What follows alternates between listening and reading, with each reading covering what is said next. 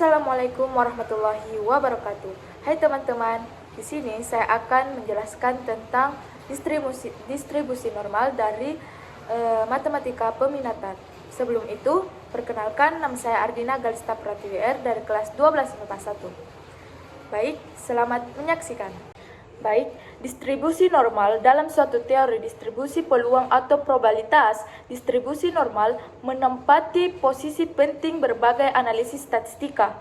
Nah, jenis distribusi ini juga kerap digunakan sebagai bahan perhitungan berbagai fenomena dalam kehidupan sehari-hari, seperti tinggi badan, tekanan darah, dan perhitungan kesalahan.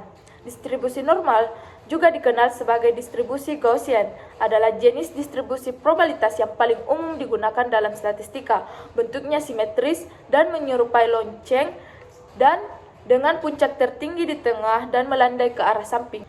Nah, adapun karakteristik dari distribusi normal. Yang pertama, bentuk kurva. Kurva distribusi normal berbentuk lonceng, simetris dengan puncak di nilai rata-rata. Yang kedua, simetris. Kurva ini simetris terhadap nilai rata-rata, yang berarti bahwa setengah dari data berada di bawah rata-rata dan setengah lagi ada di atas rata-rata. Yang ketiga, rata-rata, median, dan modus. Nah, pada distribusi normal, nilai rata-rata, median, dan modus adalah sama. Yang keempat, luas area di bawah kurva. Total luas area di bawah kurva distribusi normal adalah 1 atau 100%. Nah, yang keempat, simpangan baku. Simpangan baku menentukan sebaran data. Semakin besar simpangan baku, semakin lebar sebaran data. Nah, penggunaan distribusi normal. Distribusi normal digunakan dalam berbagai bidang, antara lain, yang pertama, statistika, uji hipotesis, interval kepercayaan, dan analisis regresi. Yang kedua, keuangan, model harga saham, manajemen risiko. Yang ketiga, ilmu sosial, analisis data survei, modelan perilaku. Yang keempat, kedokteran, menganalisis data kesehatan seperti tinggi badan, berat badan, dan tekanan darah. Yang kelima, teknik, pengendalian kualitas dan eksperimen. Ciri-ciri distribusi normal. Yang pertama, simetris. Kurva distribusi normal simetris terhadap garis tengah. Artinya separuh data berada di sisi kiri dan separuh data ada di sisi kanan. Nah, yang kedua, berbentuk lonceng. Kurva distribusi normal berbentuk lonceng dengan puncak tertinggi di nilai rata-rata atau mean. Yang keempat, rata-rata, median, dan modus sama. Pada distribusi normal, nilai rata-rata, median, dan modusnya sama. Yang keempat, luas area bawah kurva. Total luas area di bawah kurva distribusi normal adalah 1 atau 100%. Nah, adapun rumus dari distribusi normal. Yang pertama, rumus variabel acak kontinu X mempunyai fungsi densitas Adiagan persamaan. Fx sama dengan 1 per tau akar 2 pi sama dengan E kurang 1/2 dikali X kurang mu per tau pangkat 2. Nah, keterangannya yaitu Fx adalah fungsi kepadatan probabilitas. Yang kedua, X adalah nilai variabel acak, mu adalah rata-rata, tau adalah simpangan baku, pi adalah konstanta matematika sekitar 3,14, E adalah bilangan Euler sekitar 2,71. Nah, adapun rumus untuk mengubah distribusi normal umum menjadi distribusi normal baku menggunakan rumusnya yaitu Z sama dengan X kurang mu per tau. Keterangannya yaitu Z variabel normal standar baku, X adalah nilai variabel acak, tau adalah simpangan baku standar deviasi, mu adalah nilai rata-rata. Nah, bagan distribusi normal. Nah, bentuk kurva lonceng distribusi normal sepenuhnya ditentukan oleh nilai mean dan standar deviasi. Nah, pertama, mean. Mean dilambangkan dengan mu, adalah pusat distribusi yang dikenal sebagai nilai rata-rata Dalam distribusi normal, mean adalah nilai di mana penyebaran data tersebut dan berada di puncak kurva. Yang kedua, standar deviasi. Standar deviasi dilambangkan dengan tau, mengukur penyebaran data dari mean dan menunjukkan seberapa banyak data yang menyimpang dari mean. Nah, jika suatu data memiliki standar deviasi yang lebih kecil, berarti data mendekati nilai rata-rata dan bentuk kurva semakin sempit. Sebaliknya, jika standar deviasi datanya besar, berarti datanya lebih tersebar menjauh dari rata-rata, bentuk kurva melebar. Nah, sebagai contoh, jika standar deviasi distribusi normal adalah 5, maka sebagian besar nilai data akan berada dalam plus atau minus 5 unit dari rata-rata.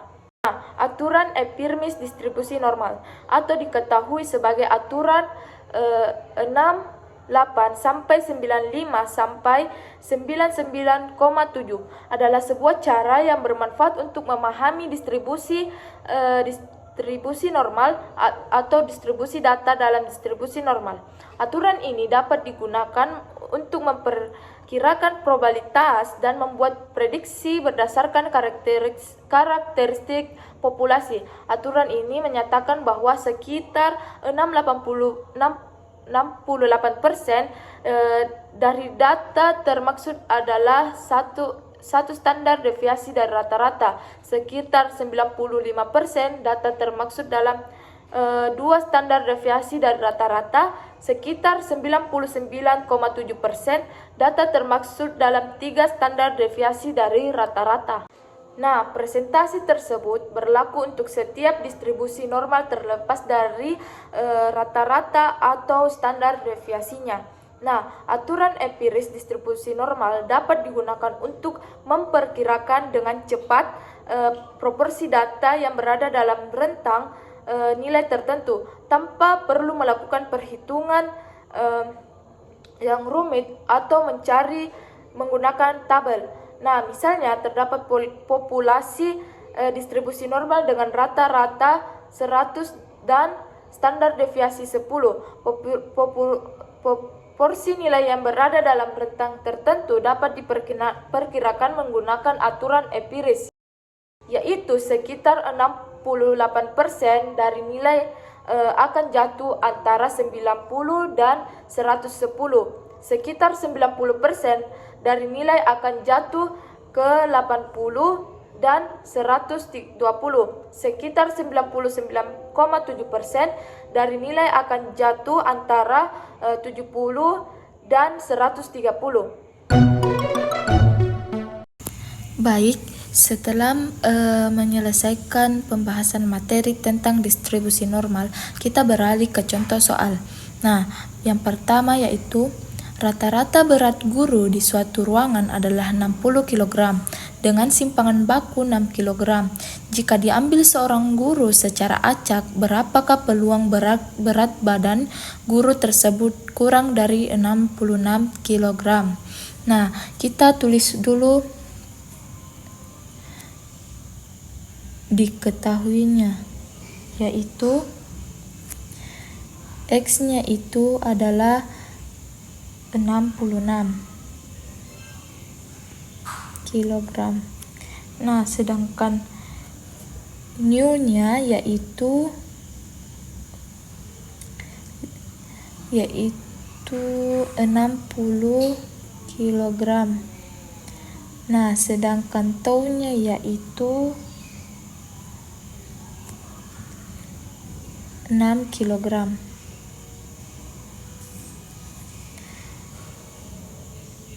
Maka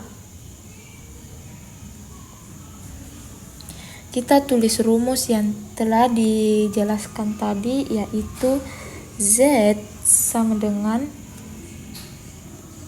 X kurang new per tau.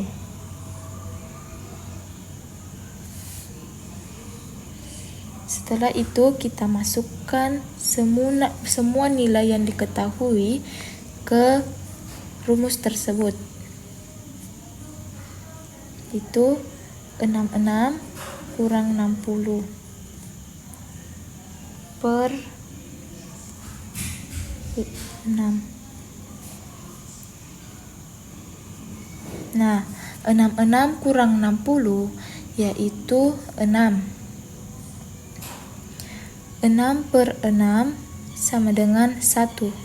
Nah, setelah mendapatkan nilai Z, kita cari ke tabel tersebut. Kita telah menemukan peluang untuk Z kurang dari 1 adalah sekitar 0,2413 atau sekitar 64,13%.